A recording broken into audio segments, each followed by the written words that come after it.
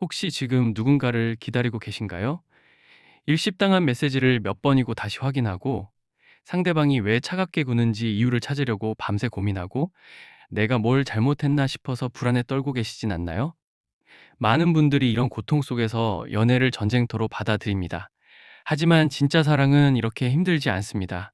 설득하고 쫓아다니고 애원하는 게 사랑이 아니라는 진실을 오늘 제대로 알려드리겠습니다. 우리 대부분은 믿기 힘들겠지만 아주 단순한 진실을 깨닫는데 수십 년이 걸리기도 해요. 그 진실이 뭐냐? 처음부터 나한테 진심으로 열정적인 사람하고만 만나야 한다는 겁니다.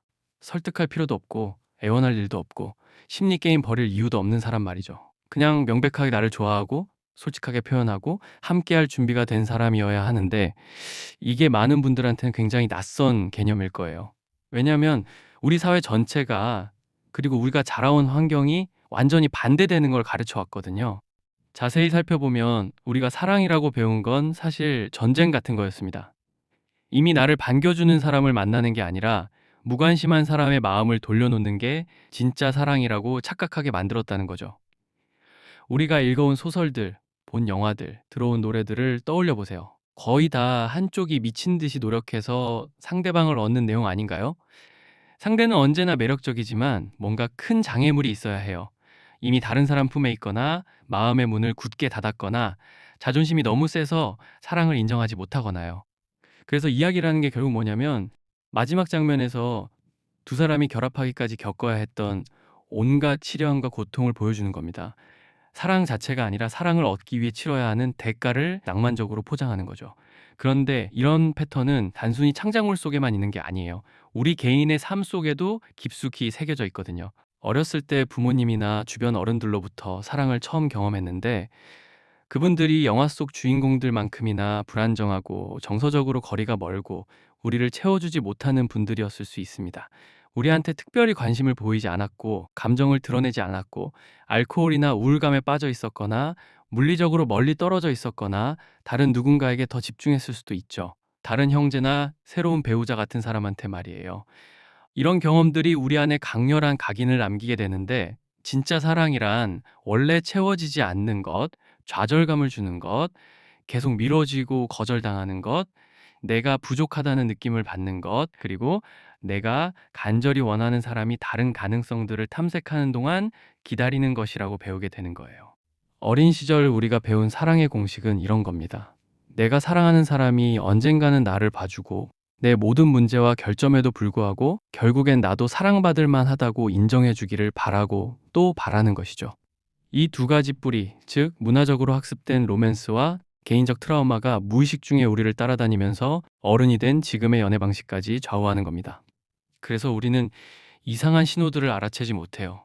상대방이 나를 좋아한다면서도 다음 만남은 한 달 뒤에나 가능하다고 말할 때, 혹은 지금 나 말고도 다른 세 명을 동시에 만나보고 있다거나 해외 취업 기회를 고민 중이라고 태연하게 얘기할 때도 이상하다고 생각하지 않는 거죠.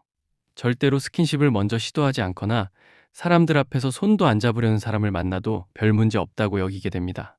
관계가 더 깊어져도 상황은 비슷해요. 주말 저녁을 친구들과 보내는 것만큼이나 나와 있는 게 즐겁다는 걸 입증하려고 안간힘을 쓰는 상황이 문제라는 걸 인식하지 못하는 거죠. 이 악순환을 끊으려면 우리한테 제대로 된 깨달음이 필요합니다. 누군가와 제대로 된 관계를 만든다는 건 엄청나게 복잡한 일이거든요. 아이 키우는 문제, 돈 관리, 성생활, 정서적 교감 같은 수많은 영역들이 맞아떨어져야 하는데, 그러니까 우리가 단 1초라도 시간을 투자할 만한 사람은 딱 한 종류뿐이에요. 처음 만났을 때부터 나와 똑같은 진심과 확신을 가지고 있는 사람이요. 물론 오랫동안 다른 타입한테 끌리는 건 이해합니다. 수줍고 복잡한 사람들, 연락 두절되는 사람들, 상처받은 과거 때문에 묘하게 매력적인 사람들 말이죠. 하지만 솔직히 말씀드리면 이건 우리가 이길 수 없는 게임이에요. 우리는 드라마 주인공이 아니고 불행했던 과거를 다시 살 이유도 없으며 상대방의 상처를 내가 다 감싸줄 의무도 없거든요. 계속 연락했는데 상대가 핸드폰 충전 못했다는 식으로 둘러댄다면 그건 사랑이 아닙니다. 상대가 애매하게 거리를 두거나 몰래 다른 사람 SNS에 반응하고 있다면 그것도 사랑이 아니에요. 당신의 정당한 요구를 부담스럽다거나 집착한다고 표현한다면 그건 더더욱 사랑이 아니죠. 머뭇거리고 마음을 열지 않는 사람들을 지금 당장 우리 삶에서 지워버려야 합니다. 그러면 주변 사람 대부분을 정리해야 한다는 뜻이 되는데, 맞아요. 그래야 해요. 그래야만 진짜 열정을 가진 극소수에게 제대로 집중할 수 있거든요. 진심으로 나를 좋아하는 사람을 알아보는 감각을 키우고 나머지는 전부 정리해버리세요. 답장이 바로 안 오면 바로 선 긋고, 상대가 원래 소극적이라거나 내가 표현을 제대로 못해서 그럴 거라고 스스로를 설득하지 마세요. 다시 한번 말씀드립니다. 진짜 가치 있는 사람은 오직 설득이 필요 없는 사람들이에요.